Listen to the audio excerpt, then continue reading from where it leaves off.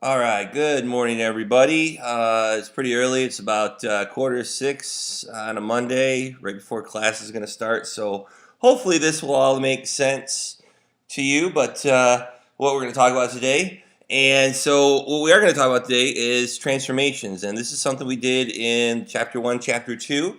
We're going to start applying it to radicals, and between what we do today and what we do tomorrow is hopefully everything will tie together. Okay, so when we're talking about transformations, if you remember, we're talking about one, two, three, four, five different things. We're talking about translations, vertical and horizontal, which moves it left and right, up and down.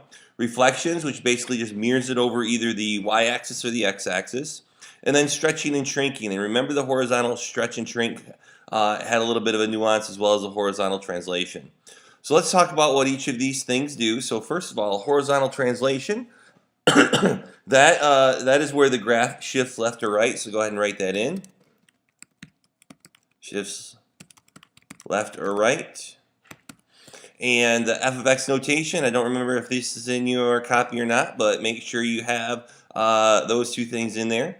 And so basically what it looks like as an example here, notice that we're either subtracting on the inside or we are adding on the inside. Okay, if we're subtracting on the inside, this is going to go 2 units to the right, because there's a subtraction of 2 right there. And this one is going to go 3 units to the left.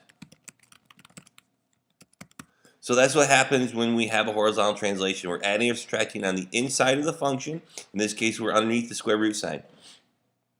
Vertical translations. Vertical translations move things up or down. So let's see here. What do I want to say? The graph shifts up or down. Simple.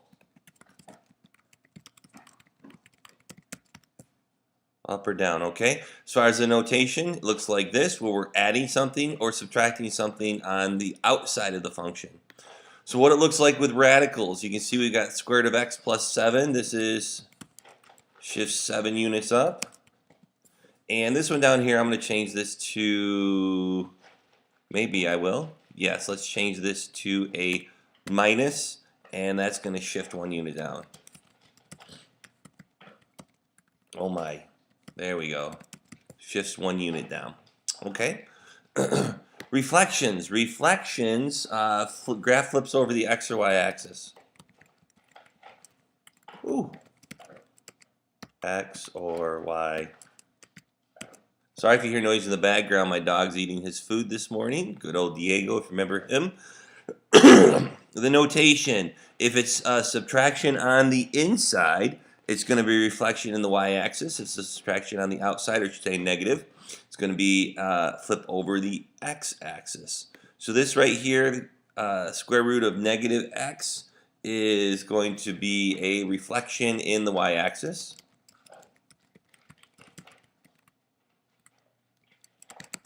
And this one right here, negative square root of x, where the negative is on the outside, reflection in the x-axis. And then that brings us to stretching and shrinking. A horizontal stretch or shrink is where the graph stretches away from or shrinks towards the y-axis.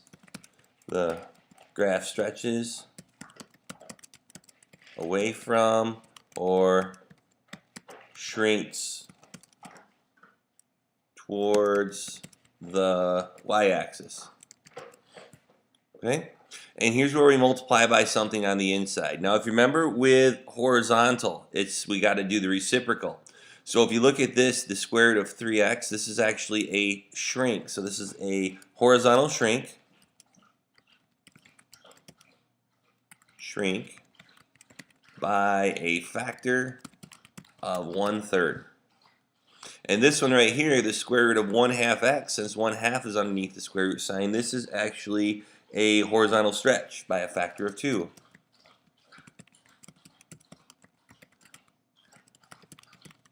Okay, so you can see that we have the reciprocals here. So the 3 is a shrink by 1/3. The 1/2 is a stretch by a factor of 2.